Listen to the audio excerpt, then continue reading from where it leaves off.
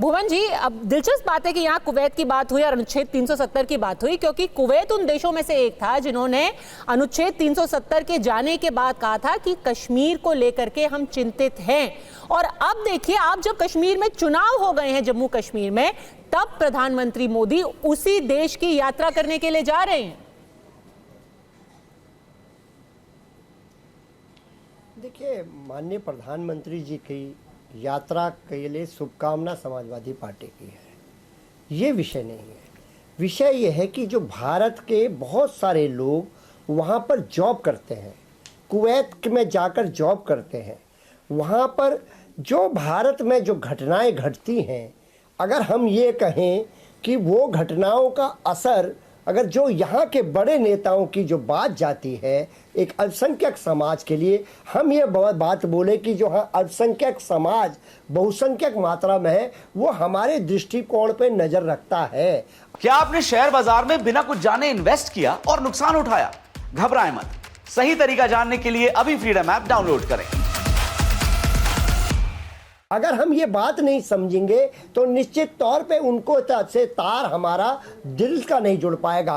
व्यापार का तो जुड़ सकता है, लेकिन दिल का तार जब जुड़ सकता है जब हमारी उस धर्म विशेष के प्रति भावना शुद्ध हो। अगर हम अशुद्ध भावना से वहां जाएंगे, व्यापार हो सकता है हम लोग उनसे कर लें, वो हमसे कर लें, लेकिन जो तार जुड़ता है, जो इंटरनेशनल रिलेशन का सूत्र है, शांति के लिए, एक दूसरे के सहयोग के लिए, उस भावना को नहीं प्राप्त हो सकता। ये मैं अपने अनुभव के आधार पे, अपने अध्ययन के आधार पे इस बात को कह सकता हूं। बाकी समाजवादी पार्टी माननीय प्रधानमंत्री के विरोधाभास नहीं है। एक तरफ आप कह रहे हैं कि यहाँ पर जो बातें कही जाती हैं उससे गलत संदेश जाता है, उससे मन खट्टा हो सकता है इन देशों का, तो फिर वो उनको बुलाते ही क्यों?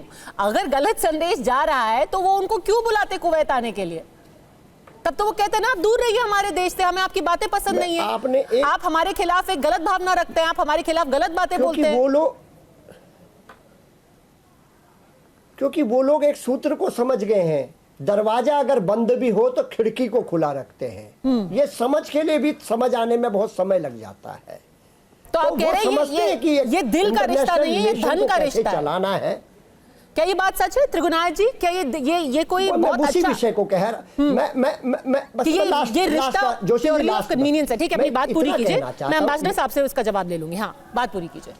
बस जोशी जी लास्ट में एक सेकंड का जोशी जी, बस मैं इतना कहना चाहता हूं, अगर हम अल्पसंख्यकों के प्रति दुर्भावना रखकर एक अल्पसंख्यक समाज के देश में जाएंगे तो निश्चित तौर पर हम भावनात्मक रूप से उनको नहीं जोड़ पाएंगे। अगर हमारे भावना में शुद्धि है तो निश्चित तौर पर हम पाएंगे कि उनके भावना में हमारे प्रति शुद्धि मिलेगी। एम्बेसडर त्रिगुणायत, तो ये जो भुवन भास्कर जोशी जी कह रहे हैं कि ये हम भावनात्मक रिश्ता नहीं है, ये ठीक है, हमारा ये कूटनीतिक रिश्ता हो सकता है, हमारे बिजनेस रिलेशंस हो सकते हैं, पर दिल से दिल नहीं मिले। देखिए, मैं पर्सनली ये वो भाई भाई और ये हिंदी चीनी भाई भाई, हिंदी रूसी भाई भाई, उस तरह की इसमें मैं विश्वास नहीं रखता। मैं समझता हूँ रियलिस्ट है। विदेश नीति का सबसे बड़ा प्राइम इम्पोर्टेंस जो है कि अपने देश के लिए सबसे ज्यादा हम किस तरह बढ़िया कर सकते हैं, कैसे हम अपना डेवलपमेंट को आगे बढ़ा सकते हैं, कैसे अपनी सिक्योरिटी पा सकते हैं, चाहे वो एनर्जी सिक्योरिटी हो, फर्टिलाइजर सिक्योरिटी हो, चाहे वो इन्वेस्टमेंट्स हो या ट्रेड हो, वो सबसे ज्यादा इंपॉर्टेंट है आपके लिए। और आप एक बार बढ़ जाते हैं, आप देखिए चीन में उइघुर मुसलमान हैं, उनके साथ क्या हो रहा है वहां पे? कोई मिडिल ईस्ट का कंट्री किसी ने कोई स्टेटमेंट नहीं दिया आज तक। कहते हैं साहब हम प्राइवेटली बात करते हैं। तो अगर इस तरह का कोई आपका कंसर्न है तो प्राइवेटली कर सकते हैं वो, अगर उनको है। लेकिन वो ये भी नहीं भूलते कि भारत के अंदर एक ऐसा देश है, और ये एपॉलिटिकल बात मैं कह रहा हूं और ये फैक्चुअल बात है, कि यही एक ऐसा मुल्क है जहां पर आप जो है माइनॉरिटीज के लीडर्स प्रेसिडेंट बने, हमारे वाइस प्रेसिडेंट्स बने, हमारे लीडर्स बने, और आर्मी चीफ रहे डिफरेंट एरियाज में। आज वो बड़े बड़े साइंटिस्ट हैं, टॉप एक्टर्स इंडिया के मुस्लिम्स हैं, तो अब वो सारे बड़े पॉपुलर हैं वहां पे। उनको तो वो कहते हैं इंडिया से, वो तो नहीं कहते किसी और मुल्क से आ रहे हैं।